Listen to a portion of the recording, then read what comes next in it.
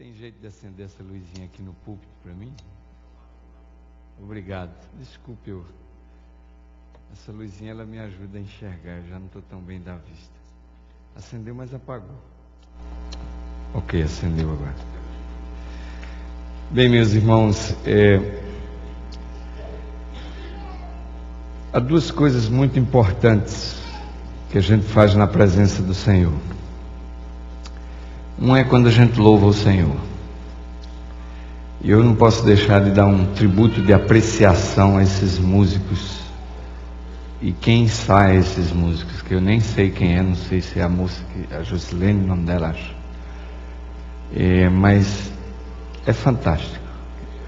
Eu não posso deixar de desejar uma grande bênção a esse grupo de músicos. É uma coisa linda, parece que eu senti a presença dos anjos e esse santuário sendo elevado à atmosfera celestial. Parabéns a esse grupo. E quando a gente louva ao Senhor, nós estamos... Os anjos de Deus é a audiência. E nós estamos prestando uma adoração ao Deus do universo. É por isso que louvar é muito sério. Imaginem Deus e a audiência olhando essa congregação louvando e ver você de boca fechada, com a cara toda desanimada, e você perdendo uma grande chance de prestar esse louvor ao Deus do universo e à hóstia angélica celestial. E agora vem a palavra que eu tenho orado para Deus me usar e falar a vocês. Hoje à noite eu estou vendo algumas caras novas, quer dizer, novas aqui nessa semana, mas conhecidas para mim, né? É maravilhoso ver vocês que vieram aqui hoje à noite. Eu não vou citar nome porque eu vou ser traído, mas tanto desse lado, como desse lado, como desse lado, e como daquele lado, eu estou vendo pessoas muito queridas minhas, que vieram aqui hoje à noite. Obrigado por vocês vieram aqui, porque se vocês não tivessem vindo, eu ia atrás de vocês. Há alguns aqui que eu estava procurando já o telefone para chamar, mas é que eu não me esqueci das minhas ovelhas, não. Louvado seja Deus de ver que vocês estão bem, com saúde, sob os cuidados do nosso Pai Celestial. Meus irmãos, que horas são? 8h15. Nós estamos vivendo em um mundo hoje que está clamando por justiça. Vocês já viram na televisão quando o filho de alguém é assassinado, uma bala perdida vai na cabeça de alguém, e a pessoa vai na frente das câmeras e diz assim: eu quero justiça, eu quero que se faça justiça. As pessoas, elas querem ver justiça. Quando nós olhamos para o mundo de hoje, há um clamor por justiça. Mas vocês sabem que as pessoas, elas não sabem meio o que é justiça. Justiça é um estado de espírito que reconcilia o homem com Deus e traz muita paz ao coração. Essa é a justiça de Cristo. Às vezes a gente fala da justiça de Cristo e parece uma linguagem técnica. Mas eu não posso ver a justiça, eu não posso pegar a justiça não tem cheiro. Ok, falam dessa justiça de Cristo, mas eu nunca senti essa justiça de Cristo. Eu não sei o que é isso. Justiça é um estado de espírito que reconcilia o homem com Deus. E quando esse estado de espírito reconcilia o homem com Deus, ele sente paz e se reconcilia com o próximo, se reconcilia com as pessoas ao redor dele. Se você está com o coração cheio de bronca, de raiva, ou não gosta de ver a cara de alguém, significa que você não tem a justiça de Cristo. Se há algum irmão aqui que você não quer ver a cara dele ou não gosta dele, isso significa que você não tem a justiça de Cristo, porque a justiça de Cristo é um estado de espírito que reconcilia o homem com o seu Deus e traz muita paz ao coração e faz ele se reconciliar com as pessoas que estão ao seu redor. O pecado é o contrário dessa justiça. Ele cria uma separação entre o homem e Deus. Ele cria uma separação entre as pessoas. E o pecado, irmãos, é a pior da enfermidade, porque o pecado separa o homem de Deus. Nós estamos vivendo em um mundo onde as pessoas vivem atormentadas e com medo. Nós vivemos em um mundo onde as pessoas andam carregando um grande sentimento de culpa. E uma das coisas que mais me incomodam como ministro é de ver que as coisas que o povo lá de fora sentem estão invadindo o coração e a mente dos membros da nossa igreja também. As nossas igrejas estão cheias de membros cristãos, cheios do sentimento de culpa, cheios de pessoas que também têm os seus tormentos e os seus medos no coração. E vocês sabem que existem algumas ciências que quando eu era pequeno, acho que devia existir, mas eu não via falar.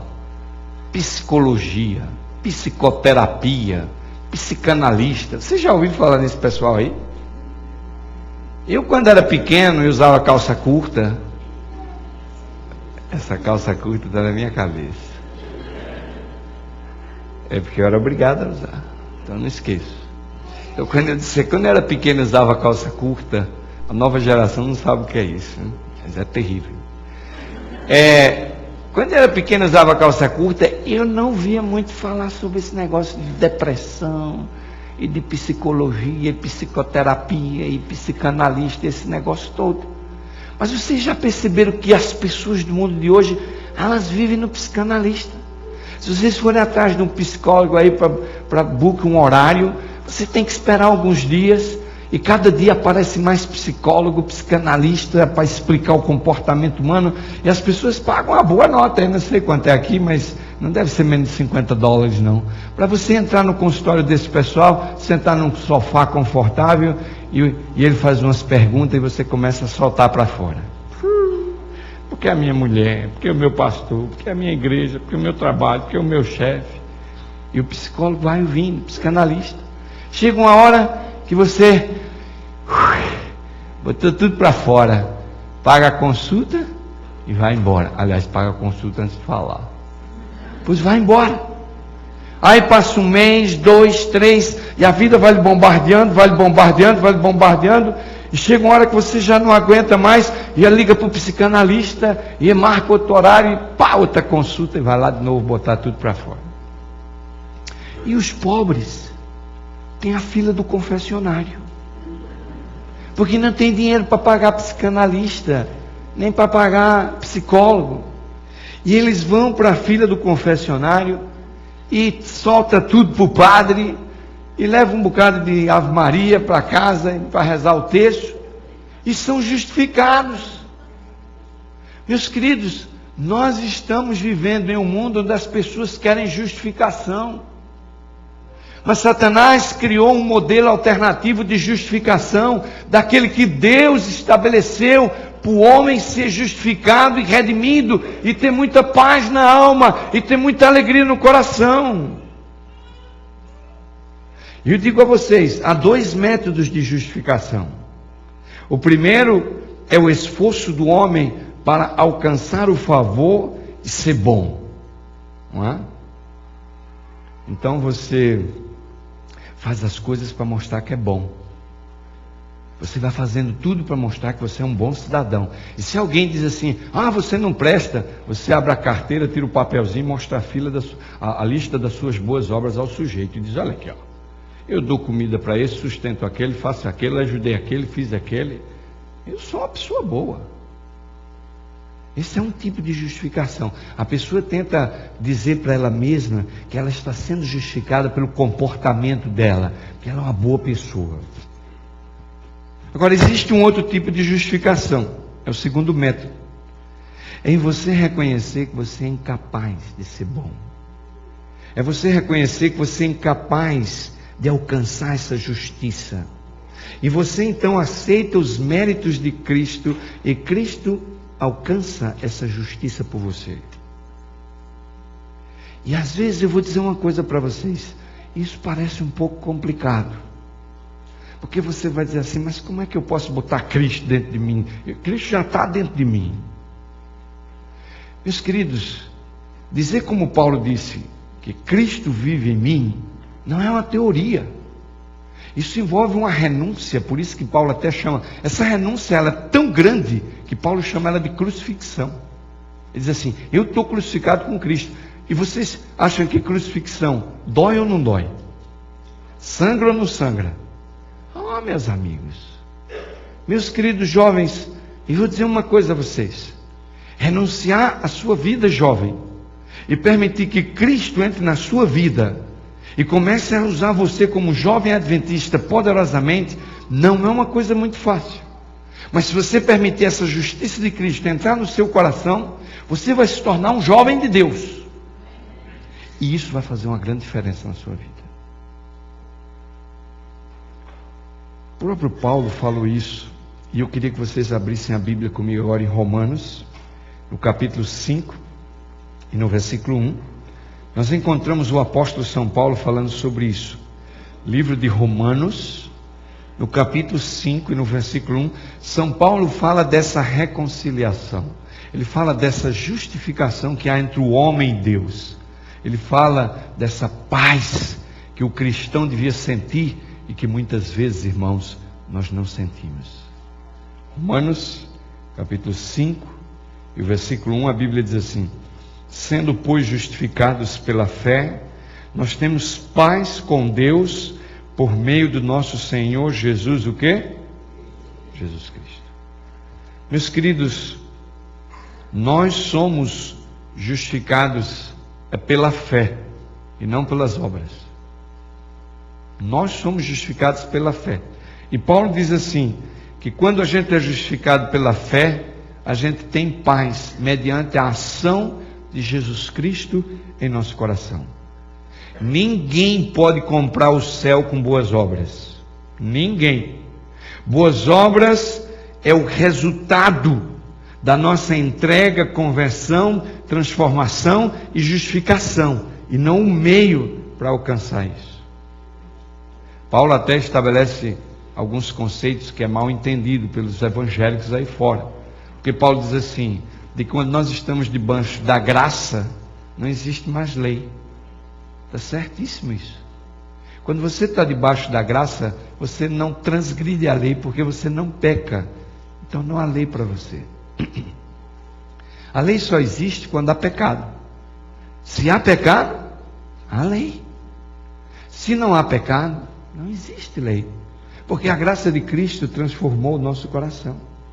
E meus queridos, se nós queremos ser justificados, há duas condições pelo qual podemos ser justificados. A primeira delas é o reconhecimento da nossa própria indignidade. É reconhecer a nossa incapacidade de ser justificado. Como jovem adventista, você pode se esforçar o melhor que você puder para ser bom e para ser um bom jovem, mas esse seu esforço é incapaz de justificar você. Se nós queremos alcançar a justificação, o primeiro passo para ela é reconhecer a nossa indignidade e a nossa incapacidade de ser justificados, de ser salvos, e sentir a necessidade de Cristo Jesus. E essa é a segunda condição, é você apropriar-se da justiça de Cristo, que é essa paz que a gente sente, que reconcilia a gente com Deus e com o nosso próximo. E nós permitimos agora de que Cristo faça essa obra em nós, dirigindo a nossa vida. Se vocês observarem essas duas condições são as duas mensagens que Ellen White diz que vai fazer uma reforma no coração da igreja. A primeira é reconhecer a nossa incapacidade. Reconhecer a nossa incapacidade é a mensagem de Laodiceia. É reconhecer que somos mornos, é reconhecer de que a gente tem um comportamento de riqueza e de abastamento, mas na verdade nós somos miseráveis, pobres, cego e nu. Quando nós reconhecemos a nossa incapacidade de salvação, nós aceitamos a mensagem de Laodiceia, a repreensão que Jesus dá. E quando nós nos apropriamos da justiça de Cristo, deixamos Cristo fazer por nós o que nós não podemos fazer, essa mensagem é a mensagem da justificação pela fé. Há um problema hoje na igreja adventista quando as pessoas falam sobre justificação pela fé. Justificação pela fé não é outra coisa do que simplesmente permitir que Deus coloque a glória do homem no pó da terra e faça pelo homem aquilo que ele não pode fazer por ele próprio. No dia que você alcançar essa experiência, você vai ter uma nova vida. Essa é a obra de Cristo no coração. Isso é deixar a justiça entrar. A justiça de Cristo entrar no coração é Cristo começar a fazer coisas na nossa vida de que nós não podemos fazer por nós mesmos. E eu vou dizer uma coisa para vocês. As pessoas do mundo lá fora, elas olham para nós e elas não veem nada diferente em nós. Só porque a gente vem à igreja no sábado. Mas você passa a semana como se fosse qualquer um aí fora. Você precisa permitir que Cristo entre na sua vida e Deus entre na sua vida e Deus comece a fazer coisas na sua vida tão extraordinárias, tão grandes, que os seus amigos e as pessoas que estão fora da igreja, que estão aí por fora, vão olhar para a sua vida e vão dizer assim: epa, isso que está acontecendo na sua vida, só Deus podia fazer. Eu quero conhecer esse Deus que está fazendo isso na sua vida. Mas as pessoas olham para a nossa vida e elas não veem Deus fazendo nada. Elas olham para a nossa vida e vê apenas a gente botando uma Bíblia debaixo do braço e vindo para a igreja dia de sábado.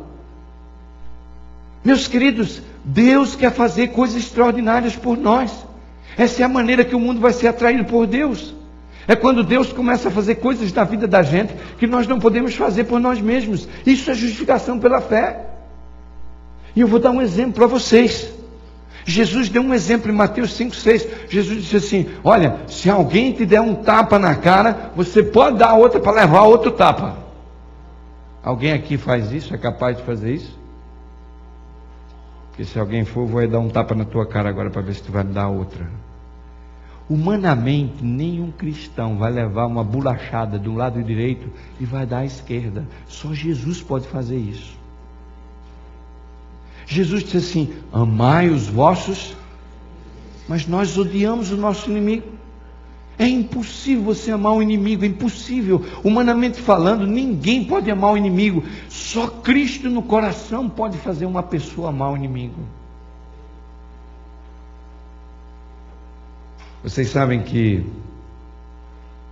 eu, quando vi falar que a mãe do Rui Mar foi na ilha de Palau visitar o assassino do filho dela dentro da prisão e dizer para ele pessoalmente que perdoava ele, essa é uma coisa que só Cristo pode fazer no coração do ser humano. Isso é justificação pela fé. É Cristo fazer por mim uma coisa que eu sou incapaz de fazer.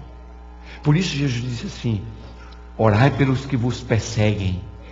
Quem em sã consciência pode orar por aquele que nos persegue? Só Cristo no coração pode fazer uma coisa dessa. E Jesus tinha um discurso que era dramático, porque o judeu tinha um ódio terrível do romano. E havia uma lei romana que dizia assim: se o romano, eu vou botar numa linguagem moderna para a gente entender, se o romano for carregando a sua mala e passar um judeu, ele pode chamar o judeu e mandar o judeu carregar a mala dele por 1 milha. A lei dizia isso. E o coitado do judeu pegava a milha e ia contando os passos. 1, 2, 3, 4, 5. Quando dava a quantidade de passos, e ele ia xingando o romano: esse miserável, desgraçado, um dia Deus vai me livrar desse miserável. E ele ia carregando, mas na cabeça dele ele ia xingando o romano até a morte. Quando dava a contagem dos passos, o judeu largava a mala e vazava. E o romano começava a procurar outro judeu para carregar outra milha. Aí me aparece Jesus agora dizendo assim: se um romano vier e mandar tu carregar a mala dele 1 milha, carrega 2. O judeu disse: vamos crucificar esse Cristo, esse judeu, esse não é o Messias. Vamos crucificar esse danado aí que está falando que a gente tem que carregar a mala 2 milhas.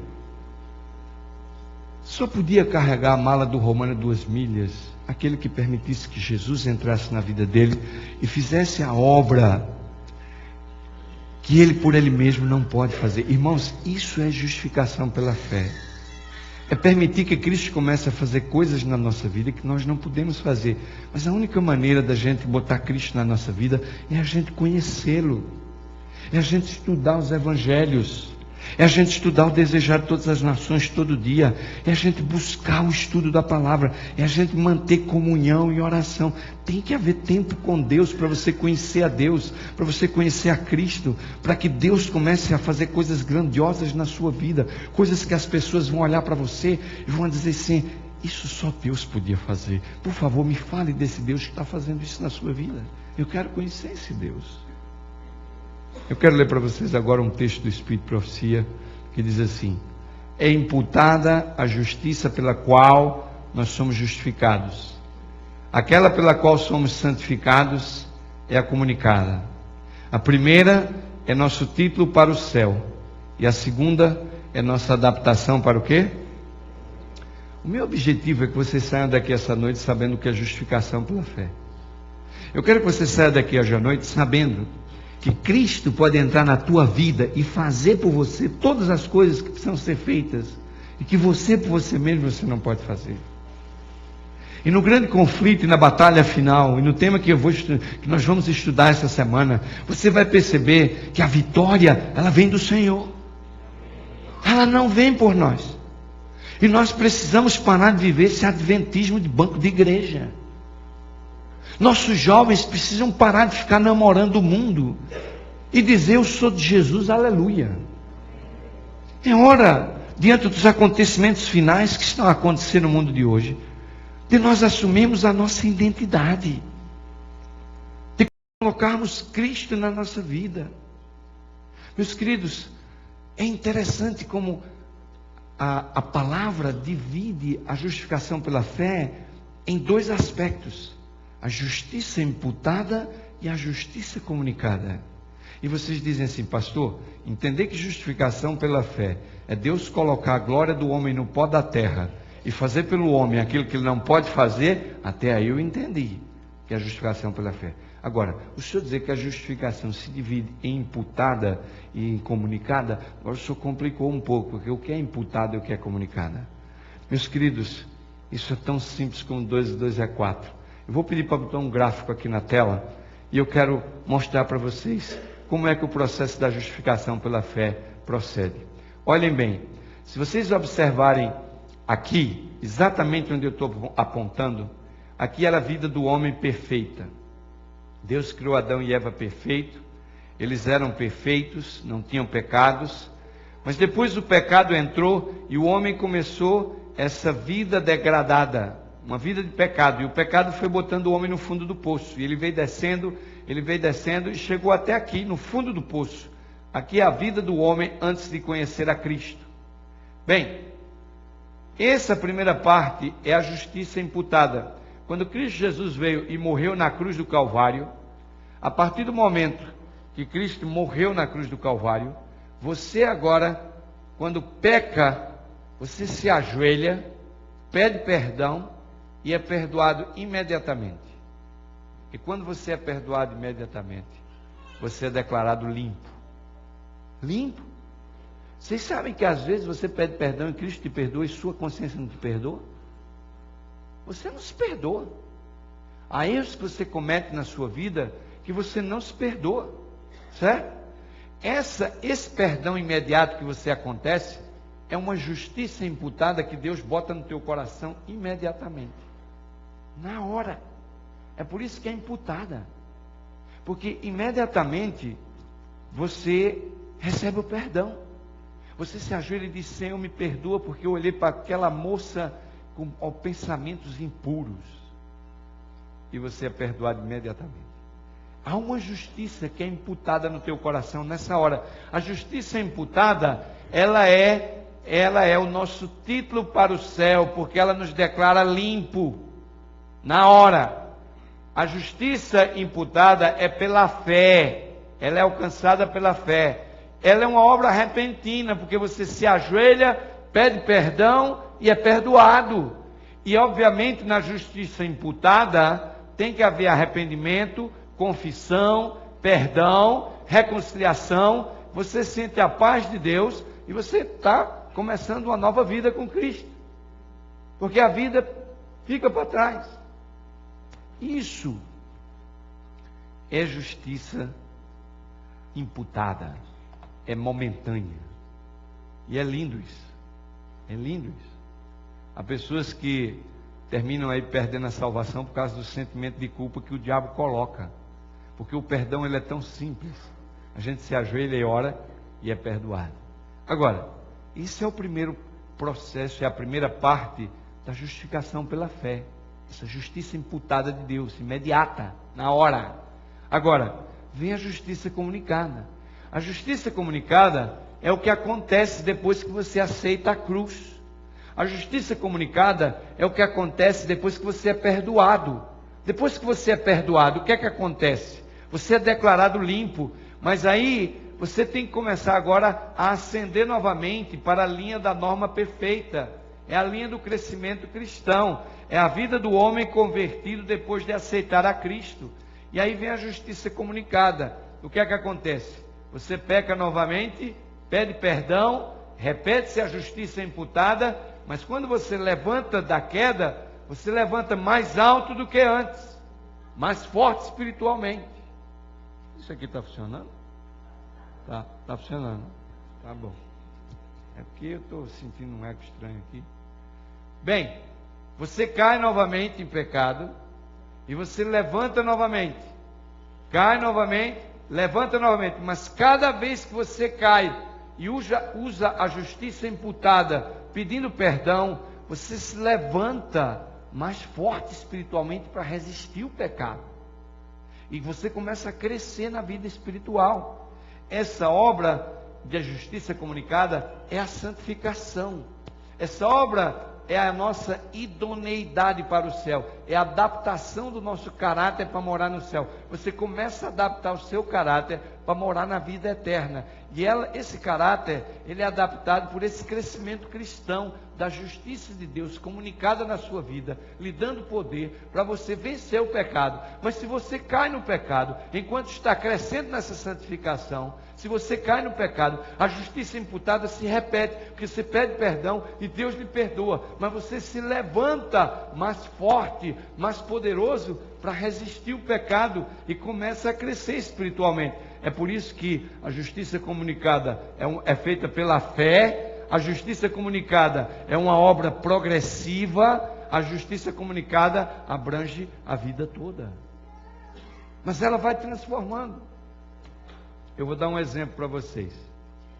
Por exemplo, nós somos membros da mesma igreja e você aceita Cristo no coração e começa uma nova vida com Cristo.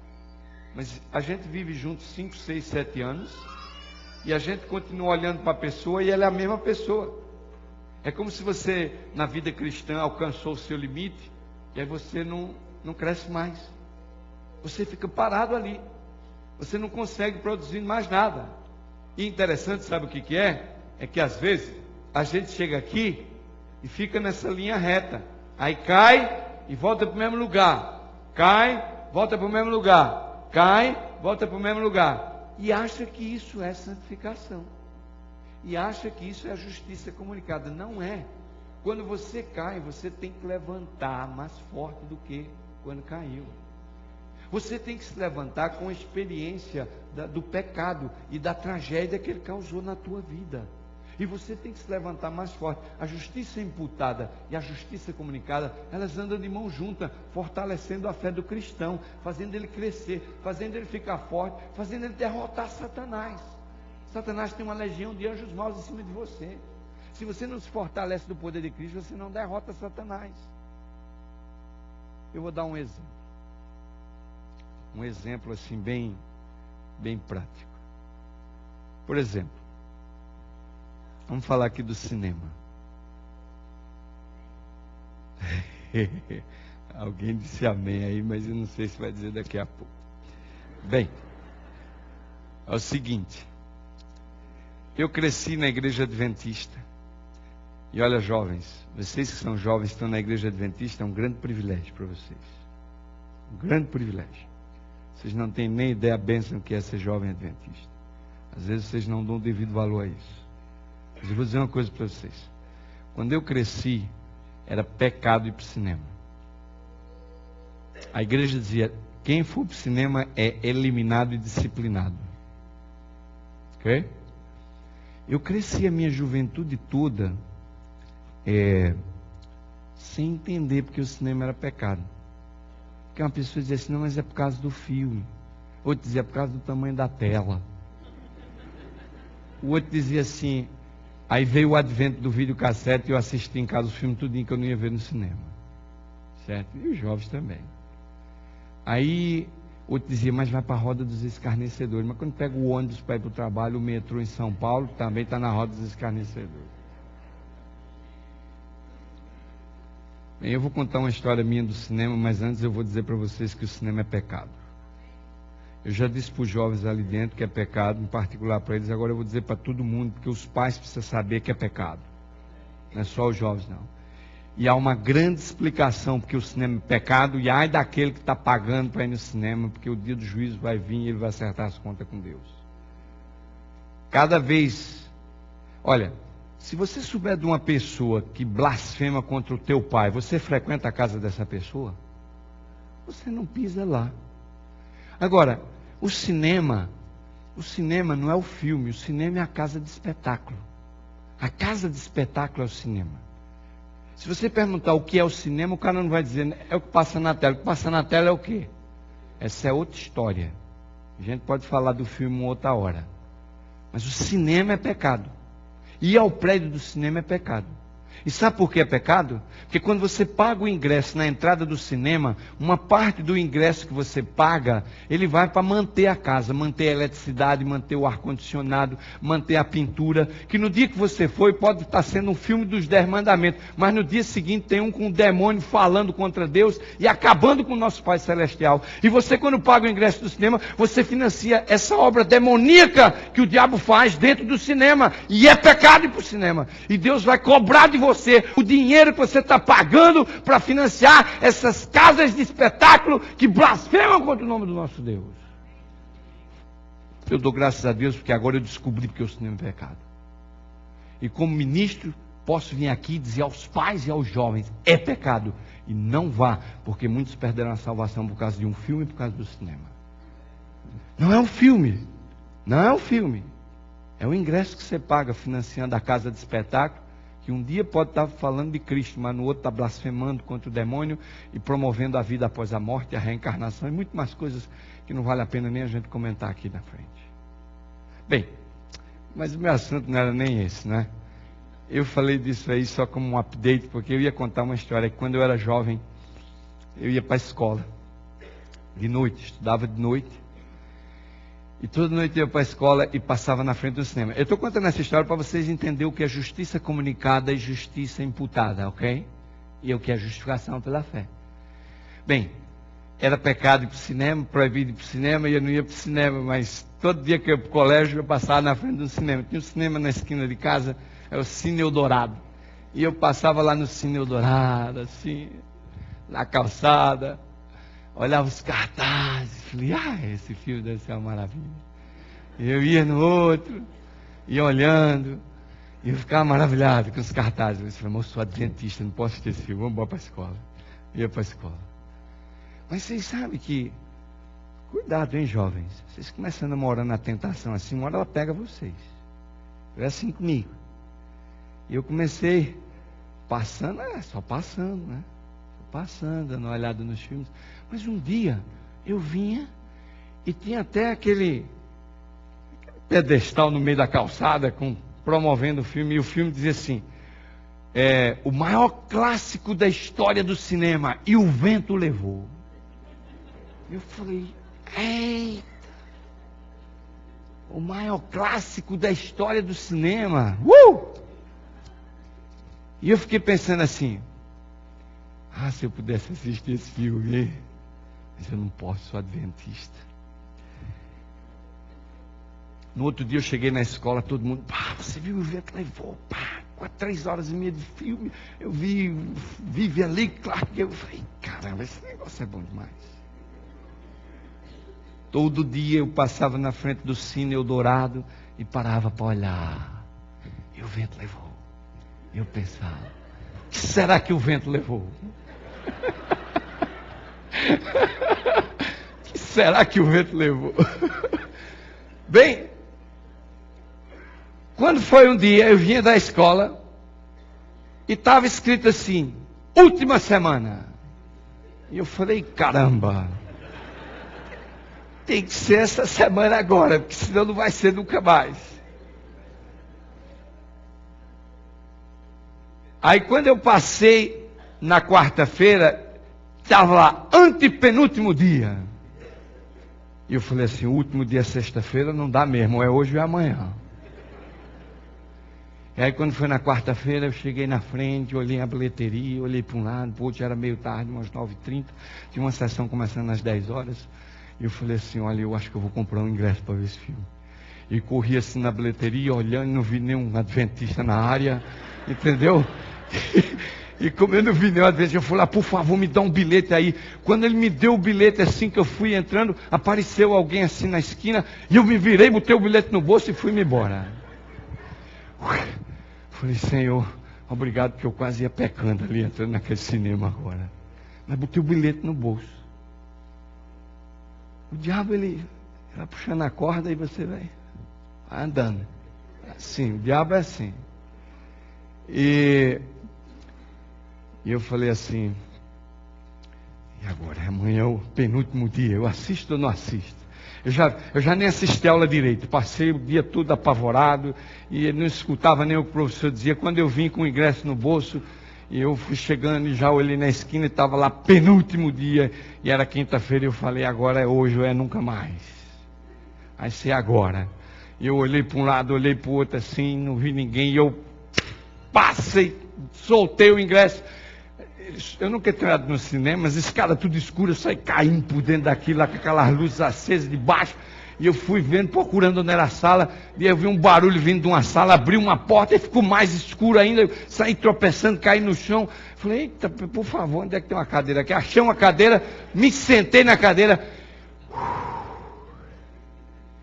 O pecado, ele dá uma sensação momentânea de prazer, assim que a gente entra dentro dele. E senti essa sensação. Eu sentei assim, senti paz. E assisti o filme. Quando finalmente a sessão acabou, eu saí do cinema, mas estava terminando, eu falei, eu tenho que sair antes de todo mundo, que se tiver alguém aqui que me conheça, vai dizer para minha mãe, eu estou perdido. E pá. Então eu vazei pelas escadas, saí rápido, cheguei na porta, olhei e não vi, estava me dizendo, já de madrugada, e eu vazei para casa. Mas quando eu comecei a andar no caminho, meus queridos, aí começou um sentimento de culpa na cabeça. Que eu tinha traído o meu mestre, que eu tinha traído a confiança da minha mãe, que eu tinha traído a minha igreja, como é que eu tinha feito uma coisa daquela, certo? Como é que eu tinha ido ao cinema? E eu não tinha chegado em casa, as lágrimas já estavam caindo, e uma angústia no coração, a tragédia do pecado. E naquela noite eu me ajoelhei na pé da minha cama, e eu disse, Senhor, perdoa o meu pecado, porque hoje eu fui ao cinema. Deus me perdoou ou não perdoou? Na hora, justiça imputada. Na hora, eu fui declarado limpo do pecado. Na hora. A primeira fase da justificação pela fé é imediata. É obra de um momento. Agora, eu fui embora para a escola, no outro dia passou, acabou-se, fui perdoado. Paz no coração. A justiça de Cristo reconciliou eu com Deus, me reconciliou com Deus, e agora eu tinha paz no coração, e eu estava ok, mas só tinha um problema. Alguns meses depois, uma noite eu vinha da escola, e tinha um outro negócio daquele bem grande na frente do cinema, e dizia assim, Ben-Hur, o maior épico religioso da história do cinema. E eu fiquei maluco, eu falei, eita, esse agora é até religioso.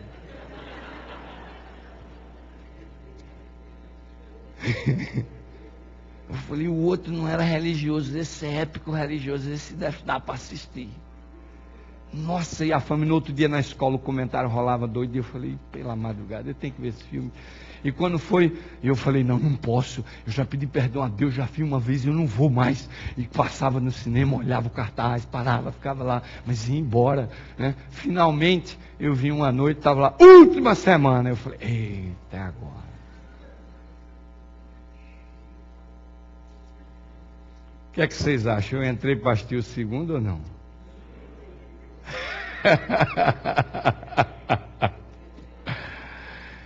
Meus queridos,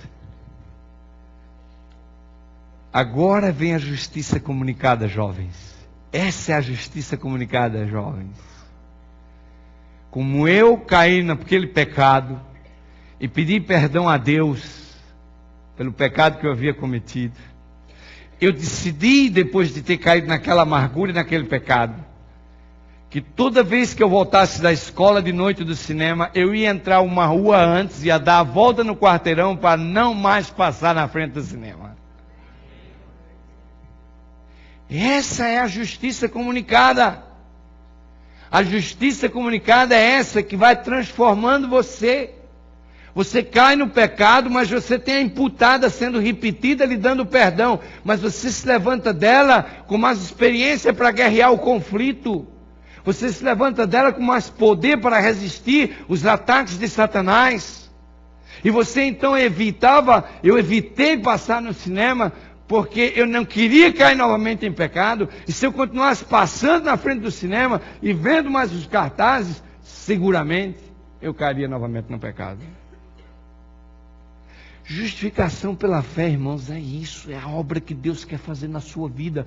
E eu vou dizer uma coisa, você pode estar batizado dentro da igreja, ser ancião, ser até pastor, você pode ter anos no adventismo, e você ainda pode não estar justificado pela fé.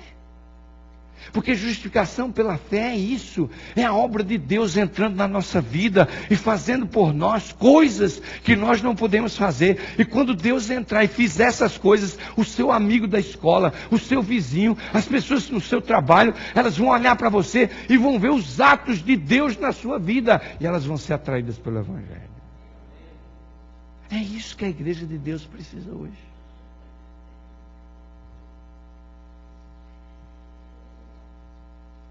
Eu quero ler alguns textos do Espírito de Profecia para vocês agora. O primeiro diz assim: mais elevado do que o sumo pensamento humano pode atingir, é o ideal de Deus para com seus filhos. A santidade, ou seja, a semelhança com Deus, é o alvo a ser. Meu querido jovem, você já parou para pensar que Deus tem um ideal para atingir na sua vida? Que Deus olha para nós e tem um ideal a atingir na nossa vida. Deus está ansioso para fazer uma obra na vida dos jovens da nossa igreja. Deus está ansioso para fazer uma obra na vida de cada membro da igreja. Uma obra que Ele só pode realizar se nós deixarmos. Uma obra que Ele só pode realizar se nós nos entregarmos. E nós resistimos. Continuamos com a nossa justiça própria, que é trapo de imundície, diz o profeta. Continuamos com o nosso ego lá em cima. Continuamos dentro da igreja e vindo aos bancos da igreja, querendo conquistar um espaço pela força. Querendo fazer as coisas para aparecer. Querendo glórias para si. E deixamos de receber esse poder incrível que Deus quer operar na nossa vida, que vai fazer por nós aquilo que nós não podemos fazer por nós mesmos. É por isso que a mensagem de Laodiceia diz que os adventistas estão nus, porque a nudez da igreja adventista é o mau testemunho dos crentes que saem da igreja e vão transgredir o sábado aí do lado no restaurante. Cristãos que colocam Deus no banco de trás do carro e não colocam Deus como primeiro na sua vida, e sofrem. E a Bíblia diz que isso passa para a primeira, segunda, terceira e quarta geração. E é por isso que muitos filhos estão perdidos aí no mundo, porque os pais não são fiéis a Deus. E meus queridos, eu digo a vocês, nós estamos vivendo dias onde nós temos que começar a olhar para o limiar da terra prometida. Já não há mais tempo nesse mundo. Não pense que o mundo vai se recuperar dessa crise econômica. Não pense, não se engane. Essa crise econômica vai servir para aproximar a besta da segunda besta e formar a imagem da besta. E nós vamos estudar essa semana e vocês vão ver de que essas bestas unidas irão cumprir a profecia que nós conhecemos. E agora é o tempo da igreja se preparar. Vamos ao próximo slide. Ninguém diga, não posso remediar meus defeitos de caráter. Ninguém diga isso. Se chegardes a esta decisão, certamente deixareis de alcançar a vida o quê? A impossibilidade está em nossa própria vontade. Se não quisermos, não vencereis. A dificuldade real vem da corrupção de um coração não santificado e da involuntariedade de se submeter à direção de Deus. Jovens, aqui nós temos um problema sério. Nós resistimos nos submeter à direção de Deus. A nossa vontade, ela tem prevalecido sobre a vontade de Deus. A doutrina do achismo tem tomado conta do coração dos cristãos, e quem governa as ações e as atitudes dos cristãos da igreja hoje não é mais o espírito, mas é o acho. E às vezes eu uso, eu não sei se é a igreja no mundo ou está na igreja, mas alguma coisa acontece. Basta a gente olhar para as nossas roupas, basta a gente olhar para o que a gente escuta, basta a gente olhar para o que a gente faz. Muito diferente. Eu cheguei à minha igreja na África do Sul. Depois de meses eu descobri que a diretora da assistência social e a diretora dos jovens dançavam. E um dia eu fui lá e disse, olha, eu cheguei assim, as irmãs, e o que está acontecendo dançando afropá? A gente dança em reunião familiar. É só com a família. Beleza, quero saber onde é que vocês estão dançando. Quero ver o que é que a palavra diz. Vocês realmente acham que esse comportamento é muito semelhante ao do... Olha, já umas 4 pastores aí falando. Eu sou o mesmo evangelho. Está aqui a palavra. Tudo que é nobre, tudo puro, tudo que enobrece o tudo que gosta de Deus, isso faz. Se isso vai ficar Deus, vai ficar das mães, a emoção, a descarga, o que mais, isso não está na Bíblia. Agora as irmãs têm que fazer uma decisão. Ou as irmãs querem amar e abraçar a dança, ou as irmãs realmente vão abandonar isso em nome de Jesus. E eu fiquei muito feliz porque elas tomaram a decisão e pararam imediatamente.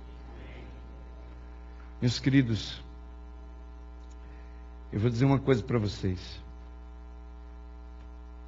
Se existe uma coisa que eu era um ministro que vinha falhando, era a temperança. A reforma de saúde. Vocês sabem que eu olhava para mim no fundo do meu coração e às vezes achava que eu nunca ia chegar lá. E eu dizia assim, Senhor, tem misericórdia de mim, porque eu consigo fazer muitas coisas, já venci muitas coisas, mas a reforma de saúde, e não tenho feito nada por ela, nem tenho vontade de fazer nada por ela, e eu não sei o que vai ser de mim. Mas há uns 2 meses atrás, um irmão da minha igreja disse, pastor, eu tenho um livro muito interessante que eu queria que o senhor lesse. Eu falei, qual é o livro? É interessante como Deus vai trabalhando, né? Ele disse assim, há um livro que eu quero que o senhor leia. Eu falei, qual o título do livro? Ele falou, o livro é em inglês. Eu falei, qual o título? Ele disse, Why Christians Get Sick? Por que os cristãos ficam doentes? Eu falei, traz eu ler. Meus filhos, só um terremoto. Por exemplo, a África do Sul, agora falta um eu. Quem quiser, por favor, compre esse livro. O autor diz assim, por que é que os cristãos estão morrendo de câncer? Por que é que os cristãos estão morrendo das mesmas doenças que o mundano morre? Se Deus deixou uma mensagem de saúde para a igreja. É simples. Nosso estilo de vida é igual ao do povo do mundo. E eu concordo. E não só é na saúde, não. Olhem, às vezes, a roupa das nossas irmãs, e às vezes dos nossos irmãos também. Como é que eles vêm para a igreja? Não tem muita diferença do que eu vejo lá fora. Nós não queremos ser diferentes. Nós somos iguais lá de fora e as pessoas olham para nós e não vê nada diferente. Nós comemos a mesma coisa do povo lá de fora, nós ouvimos a mesma música que o povo lá de fora, nós fazemos todas as coisas que o povo lá de fora faz. A gente só não bebe bebida alcoólica, não fuma e vem para a igreja dia de sábado e achamos que essa é a cartilha da salvação. Sorry, está perdido dentro da igreja. Meus queridos, há uma obra de justificação que tem que ser feita. Nós precisamos abrir espaço para Cristo começar a trabalhar na nossa vida, para a gente ver os milagres de Deus na nossa vida. A igreja hoje, ela está carente desse poder. A igreja hoje está carente dessa manifestação poderosa do Espírito de Deus em nossos meios. E o diabo está fazendo isso lá fora, porque a profecia diz que a igreja final vai ter milagres, vai ter reavivamento. Os cristãos vão sair de porta em porta. E é por isso que os assembleístas de Deus, os pentecostais, os testemunhos de Jeová, os mormons, eles estão fazendo tudo que a igreja de Deus devia estar fazendo. E nós ainda criticamos. Eu me lembro uma vez que eu estava pregando domingo à noite na igreja central de Curitiba, e enquanto eu pregava, no meio do meu sermão, uma mulher dizia lá, amém, glória a Deus, aleluia. E aquilo me inflamava, eu fiz, ter pelo menos uma alma aqui que está recebendo, porque estão tudo calados. Quando terminou o culto, entrando os irmãos na porta, e ela passou na porta, e ela disse, ministro, ela me chamava de ministro, eu preciso falar com você, porque eu estou sendo perseguido nessa igreja. Eu falei, mas como assim? Ela falou, olha, eu era pentecostal, e eu ouvi a verdade do sábado, e pregaram para mim, E eu fiquei louca, maluca com essa mensagem. Que coisa linda a igreja adventista. As verdades dessa igreja, o meu coração está pegando fogo. Eu escuto a palavra e não consigo ficar calada. Eu tenho que dizer aleluia, glória a Deus pela mensagem, pelo poder. E o povo aqui está me chamando de pentecostal e estão querendo me expulsar da igreja. Eu não sei o que eu fazer. Eu vou voltar para a minha igreja pentecostal e vou guardar o sábado lá, pastor.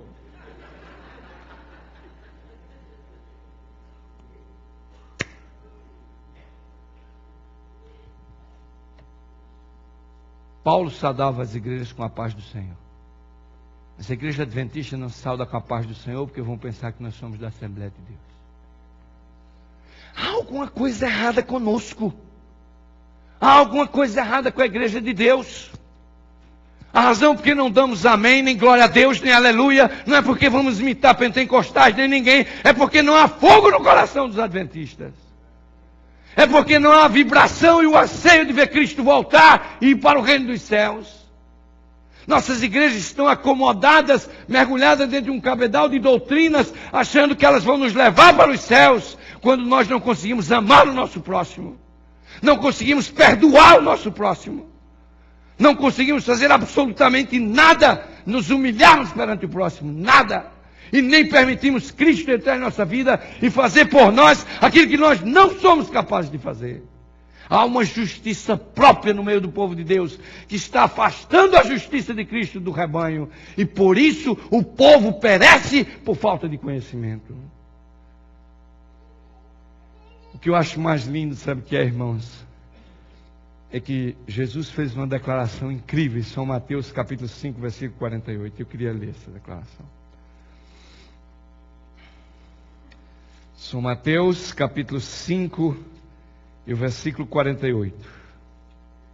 Eu já estou terminando, aqueles que estão preocupados. São Mateus, capítulo 5, e o versículo 48. São Mateus, capítulo 5, e o versículo 48, a Bíblia diz assim. Mateus 5, 48. Sede vós perfeitos, como é perfeito o vosso Pai que está onde? Sede vós perfeitos, como é perfeito o vosso Pai que está nos céus. Algumas pessoas dizendo assim, Jesus aqui está dizendo o seguinte, que nós temos que ser perfeitos na esfera humana. Não, não é. Jesus está dizendo que nós temos que ser santos igual Deus é santo.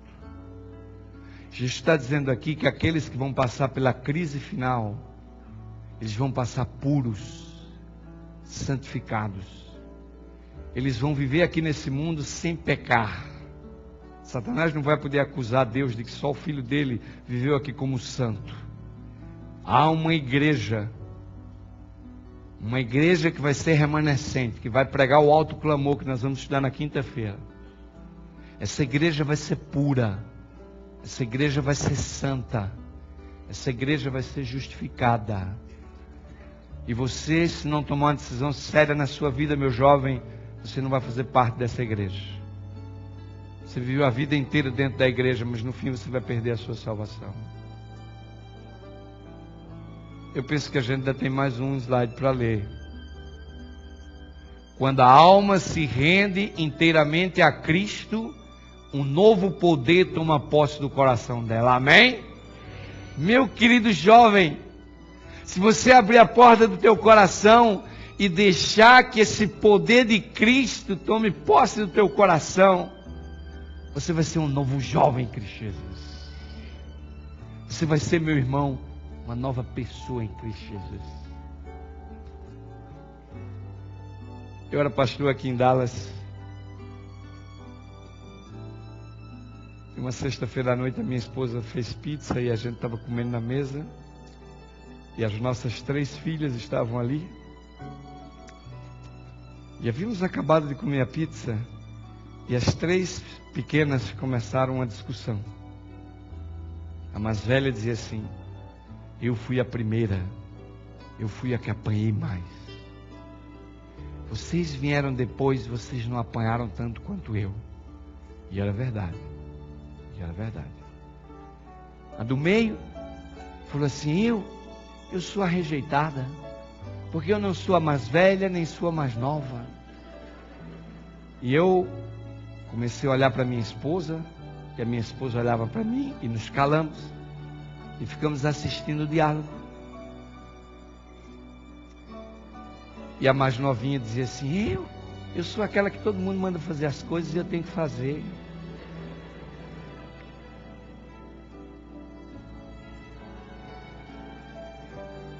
A conversa foi esquentando.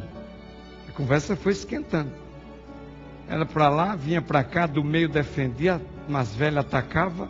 Eu olhava para Léa, Léa olhava para mim. Quero ver o fim desse fio. Uma hora a mais velha alterou a voz, aumentou a voz com autoridade, olhou para as outras duas e disse, vocês são duas de sorte, porque vocês pegaram o Derek depois que ele conheceu a Cristo, e eu peguei antes.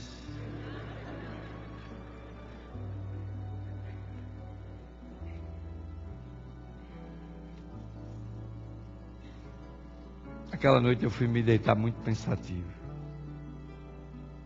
Mas eu agradeci a Deus, porque as minhas filhas estavam vendo alguma coisa de mudança na vida do pai delas. Meus queridos, nós não podemos mais continuar aquilo que nós somos. Jovens, há uma obra que Deus quer fazer nas vossas vidas. Mas vocês precisam deixar Deus fazer. Meu querido irmão, minha querida irmã, há uma obra que Deus quer fazer na sua vida, uma obra poderosa. Mas você precisa deixar Ele fazer. E eu queria terminar a mensagem dessa noite. Nós não vamos ter no final. Eu queria fazer uma oração especial essa noite. Eu queria fazer uma oração especial essa noite pelos nossos jovens, pelos irmãos, pelos aqueles que essa noite querem chegar diante do altar de Deus e querem dizer assim, Senhor, eu quero fazer uma mudança na minha vida essa noite. Eu não posso mais continuar sendo o que eu sou. Eu não quero fazer um apelo para a igreja toda, não. Eu nem quero a igreja toda aqui na frente, porque eu estou cheio de hipocrisia.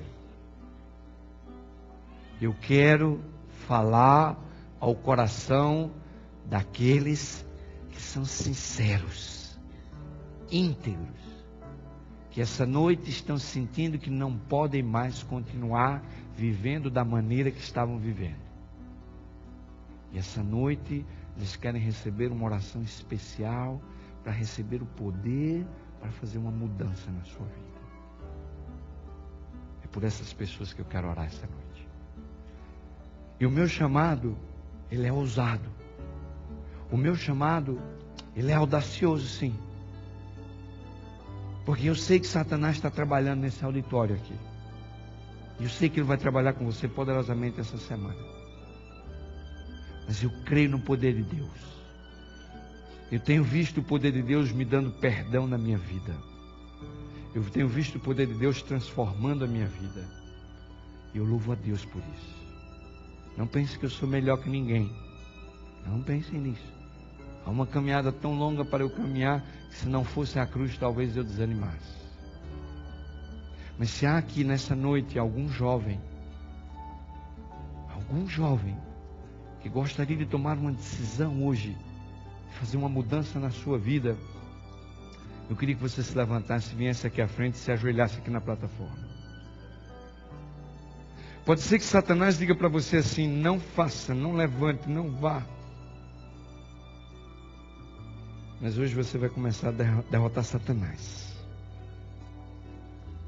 Hoje você vai começar a derrotar as hostes do inimigo. Hoje você vai abrir a porta do seu coração e você vai dizer assim, Senhor Deus, eu quero que Cristo faça por mim aquilo que eu não posso fazer para resistir ao pecado. Eu quero resistir a Satanás. Eu quero começar uma nova vida. Eu quero sentir o poder e a graça de Cristo no meu coração. Eu quero sentir esse poder que vai fazer de mim um novo homem, uma nova mulher, um novo jovem, uma nova jovem. Se você não puder honrar esse compromisso com Deus essa noite, não venha, porque senão a maldição do Senhor vai cair sobre você. E se você quer realmente começar uma nova vida com Cristo, eu queria que você viesse ao altar de Deus essa noite. Porque eu sei que Ele tem poder para trocar a sua vida. Ele tem poder para transformar você.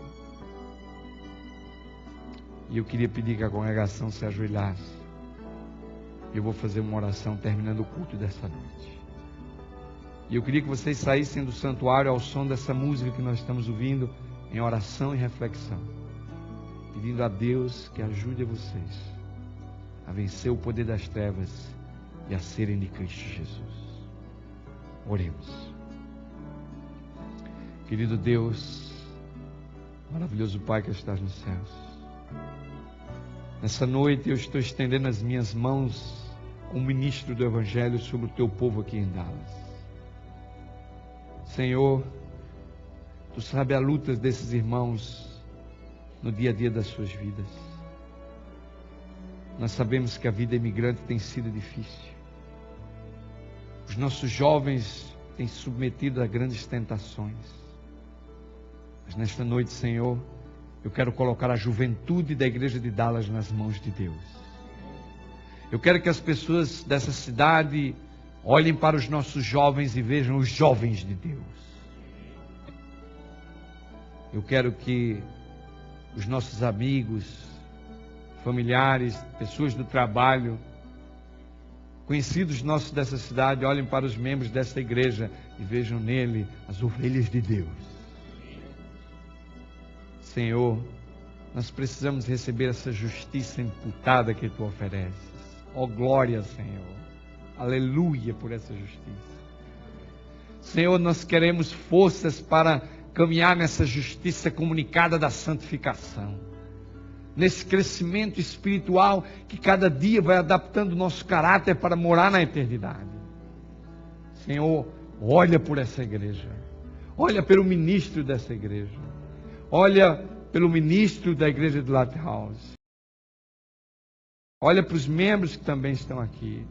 Senhor, olha pelo Teu povo nessa cidade. Senhor, não nos deixes desanimar. Não deixes que as coisas deste mundo contaminem a nossa alma com as coisas do pecado. Mas, Senhor, santifica a nossa vida nessa verdade da esperança da Tua volta. Senhor, em Tuas mãos agora eu entrego esses filhinhos. E os faço, porque eu sei que um dia o Teu Filho morreu por nós. Que Cristo entre na vida deles. E que eles sejam transformados em nome de Jesus. Que o Senhor vos abençoe e vos guarde. Que o Senhor faça resplandecer o seu rosto sobre ti e tenha misericórdia de ti. Que o Senhor sobre ti levante o seu rosto e te dê a paz. Amém, Senhor.